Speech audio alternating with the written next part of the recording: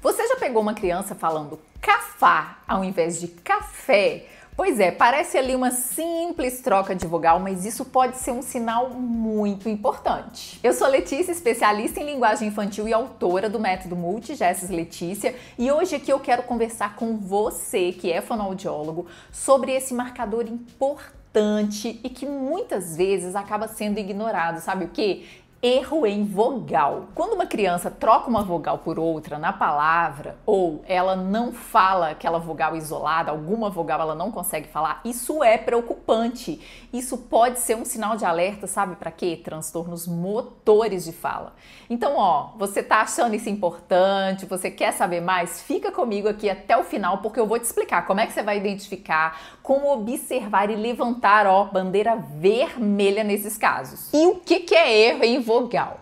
O erro em vogal acontece quando a criança ela não consegue falar alguma vogal. Então, se a criança não consegue falar, por exemplo, a vogal I, ou ela tem dificuldade para fazer o O e o U, isso é uma situação. E tem outra situação, que é o erro de vogal, quando a criança não consegue produzir corretamente essa vogal na palavra. Vamos pensar no exemplo. Ela consegue dizer uma vogal isolada, ela consegue falar E, mas quando ela vai falar a palavra café, ela vai e fala cafá. Ou seja, ela faz o som do E, mas na hora de coarticular na palavra, não sai, ela troca por outra vogal. Ou seja, ela tem ali o som, mas ela não consegue encaixar no contexto da palavra. E por que isso é tão importante? Os erros em vogais, eles não são tão comuns em outros transtornos de fala. As trocas de vogais, elas acendem um alerta clínico. São os primeiros sons que uma criança adquire, são considerados aí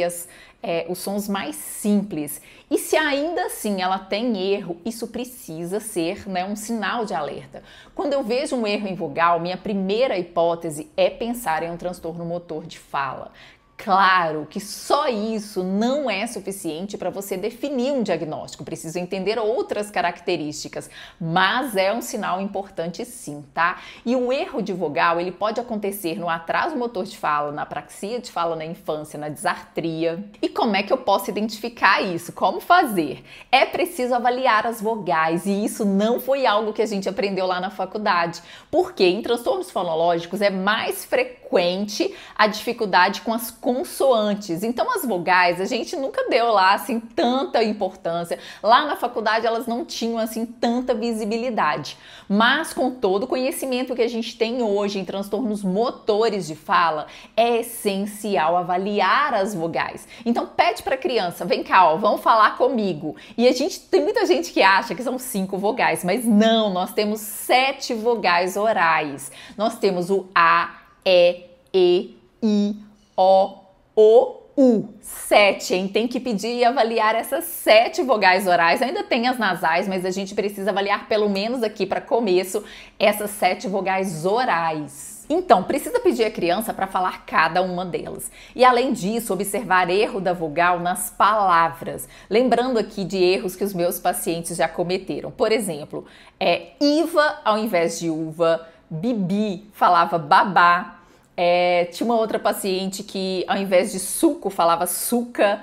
E aí, gente, talvez você não esteja reparando esses erros, mas se você filmar, se você der atenção, jogar luz para isso, você vai encontrar esses erros no seu paciente e isso vai ser sinal de alerta para um transtorno motor de fala. E é por isso que é essencial observar com muita atenção.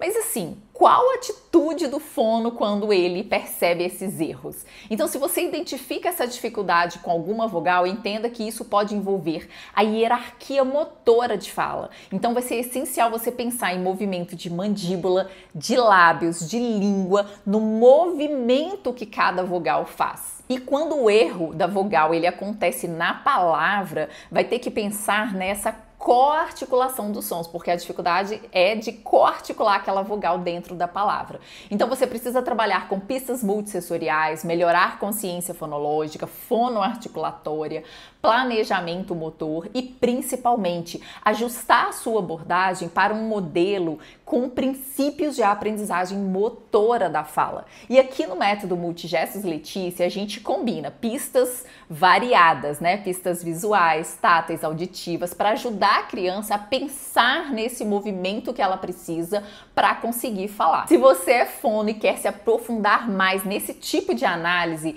eu estou com um grupo VIP exclusivo para fonoaudiólogos, onde eu compartilho conteúdos inéditos, dicas práticas e tem ainda, gente, oportunidades especiais para você conhecer o curso Fala Sem Limites, Método Multigestos Letícia. E aí, quer participar?